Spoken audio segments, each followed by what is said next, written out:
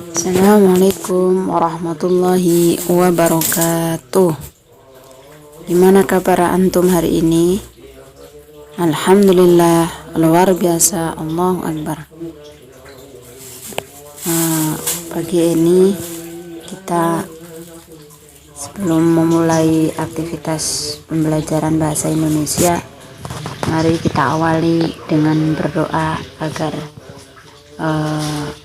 pembelajaran hari ini diberikan keberkahan, kemudahan, dan Allah catat sebagai amal soleh. A'udzu billahi minasyaitonir rajim. Bismillahirrahmanirrahim.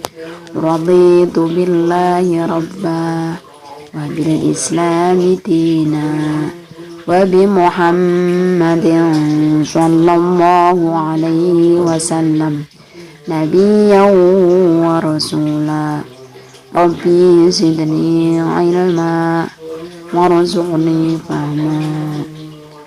Rabbi israh li sadri wa yassir li amri wahlul 'uqdatam min lisani yafqahu qawli. Amin. Alhamdulillah kita sudah melaksanakan PTS ya. Mudah-mudahan nilainya bagus. Ibu belum selesai koreksinya, masih yang lain ya, kelas bawah. Untuk perbaikan nilai, nanti jika memang nilainya kurang memenuhi KKM, maka akan ibu kasih tugas untuk orang-orang tertentu yang memang harus memperbaiki. Untuk materi kemarin, 2 bab sebelum kita PTS itu mudah-mudahan dipahami ya. Untuk yang terlambat belum mengirimkan tugas, masih ibu tunggu. Bab selanjutnya yaitu cerpen, teks cerpen ya. Cerita pendek sudah tidak asing di telinga antum ya. Mungkin di benak antum adalah cerpen itu cerita pendek, atau mungkin bisa berbentuk novel atau film yang dibuat narasi ya, atau mungkin cerita kehidupan seseorang ya, sehingga dibuat cerita di situ. Untuk selanjutnya, jangan lupa sebelum belajar absensi ya. Seperti biasa, via Wapri dengan mengirim emoticon ke ibu, dan jika tidak mengirimkan, maka berarti ibu anggap tidak masuk absen. Yang pertama,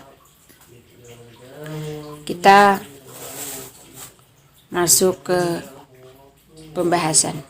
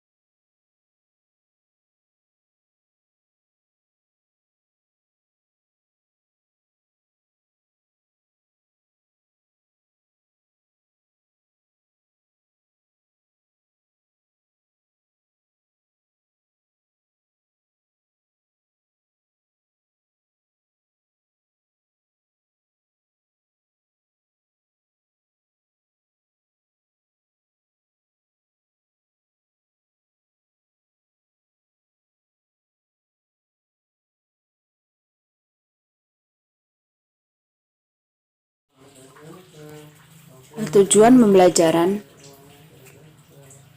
peserta didik mampu membedakan unsur pembangun, mampu mengidentifikasi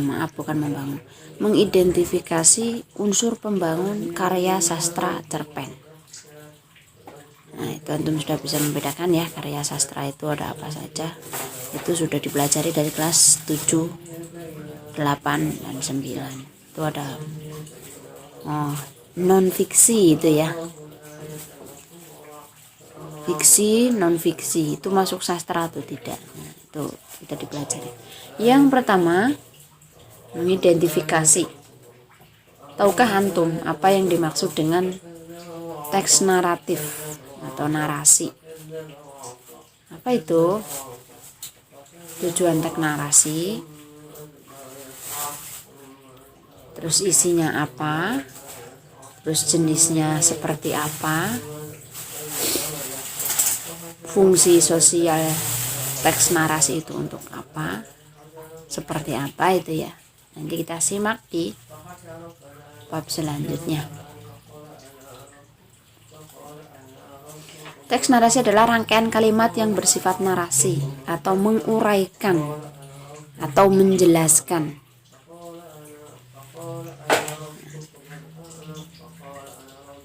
Yang kedua, dengan kata lain, narasi dikatakan sebagai prosa. Dikatakan sebagai prosa yang subjeknya merupakan suatu rangkaian kejadian. Menurut KBBI, teks narasi adalah teks yang tidak bersifat dialog dan isinya merupakan suatu kisah, sejarah, deretan peristiwa, dan sebagainya.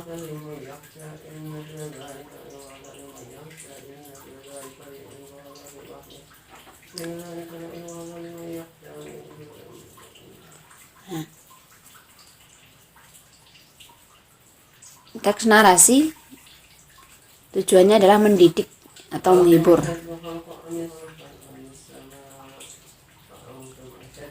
Isinya imajiner, faktual, imajinasi ya. Kombinasi imajiner dan faktual atau di antara ketiganya. Di antara keduanya, imajiner, faktual, atau gabungan di antara keduanya. Terus jenisnya ada yang misteri, fiksi ilmiah, fabel, cerpen, film, drama, dan seterusnya. Terus fungsi sosialnya menceritakan kisah atau peristiwa untuk menghibur khalayak ramai ya. Apalagi para remaja yang baca ya, jadi suka itu. Terus urutan teks berkaitan dengan konflik atau masalah atau krisis peristiwa dan berakhir pada penyelesaian atau resolusi. Itu tinggal ngulang aja ya di materi kelas 9 itu. Nah itu ya, kalau imajinasi berarti apa? Tidak nyata ya, kalau faktual.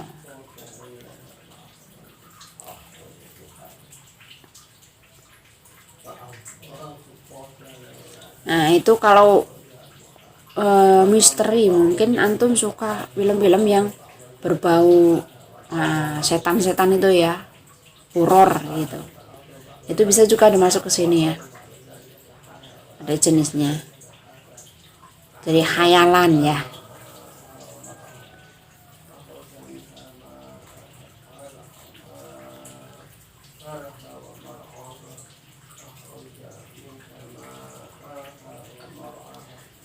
Jadi apa yang dimaksud dengan cerpen atau cerita pendek? Ya. Cerita yang cerita yang mengangkat persoalan kehidupan manusia secara khusus. Khususnya seperti apa? Coba kita lihat di slide selanjutnya. Nah, kalau cerpen itu panjangnya tidak lebih dari 1000 kata ya, cerpen itu. Ingat, tidak lebih dari 1000 kata. Terus ciri-cirinya, cerita pendek itu apa saja? Cerpen itu apa saja? Yang pertama, tema berasal dari persoalan keseharian hingga renungan filosofis yang dilihat dari kehidupan nyata. Terus tokohnya dan latar bisa direkayasa untuk keindahan cerita. Tujuannya untuk membedakan dengan teks cerita pengalaman nyata ya. Terus jumlah karakter relatif kecil, mencakup satu tindakan tunggal dengan satu fokus tematik. Fokusnya apa? Terbatas ya, menceritakan mungkin hanya 3 orang yang diceritakan gitu ya, atau 2 orang, atau tidak lebih dari itu.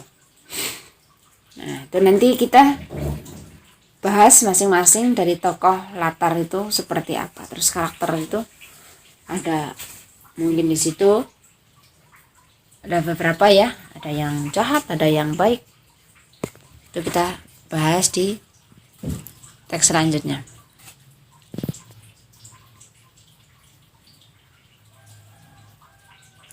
Nah, perhatikan contoh di bawah ini nih.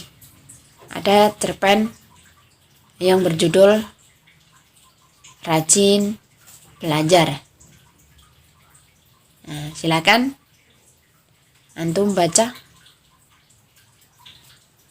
Nah, terus apa yang antum pahami dari cerpen itu ya?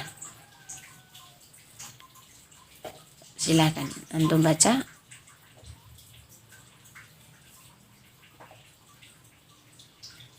Hari Senin yang sangat cerah. Setelah anak-anak selesai melaksanakan upacara bendera, mereka semua menuju kelasnya masing-masing untuk belajar.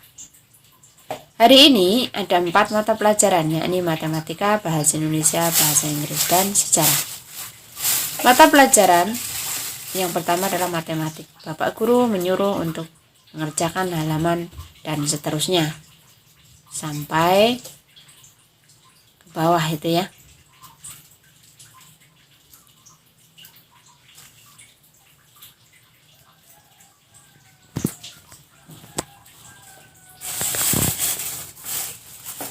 Nah, itu untuk sekilas tadi cerpen ya. Terus identifikasi dari cerpen itu yang antum paham, nanti habis ini ada tugas ya untuk mengidentifikasi cerpen yang kemarin dibuat oleh teman antum pada saat lomba intens ya. Sudut pandangnya berapa, orang siapa itu. Pertanyaannya yang pertama, apakah judul cerpen itu menarik untuk dibaca oleh orang? Itu ya. Yang kedua, apa judul cerpen yang mencerminkan isi cerpen? Maksudnya apakah ada kesinambungan atau nyambung atau tidak itu ya, antara judul cerpen dengan isi cerpen itu. Terus yang ketiga, apakah yang dimaksud dengan rajin belajar yang disampaikan dalam cerpen itu? Terus yang keempat, sudut pandang cerpen itu diceritakan dengan teknik apa? Terus yang terakhir, ceritakan kembali siapa tokoh-tokoh dalam cerpen Rajin Belajar. Nah, untuk memahami bagaimana cara mengidentifikasi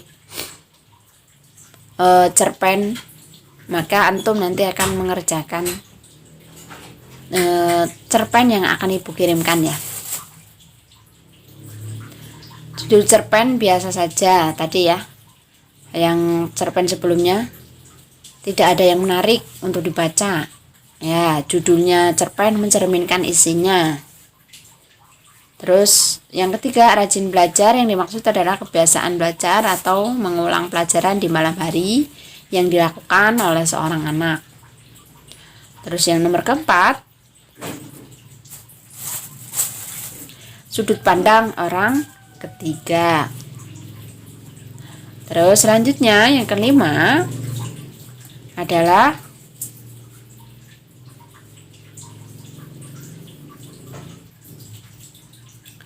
tokohnya Nuryati, Indah, dan Dinda. Nah, itu juga cuma 3 itu ya, dalam cerpen itu nggak terlalu banyak gitu ya tokohnya. Nah, ibu kirimkan ya teksnya. Nanti antum kerjakan seperti contoh tadi ya, yang ada di dalam video tadi. Kita tutup dengan bacaan hamdalah, istighfar, dan kafaratul majlis. Mudah-mudahan apa yang kita pelajari pada pagi ini bermanfaat untuk kita dalam kehidupan sehari-hari. Amin, Allahumma amin. Alhamdulillahirabbil alamin. Astaghfirullahaladzim, astaghfirullahaladzim, astaghfirullahaladzim. Bismillahirrahmanirrahim. Subhanakallahumma wa bihamdika asyhadu an la ilaha illa anta astaghfiruka wa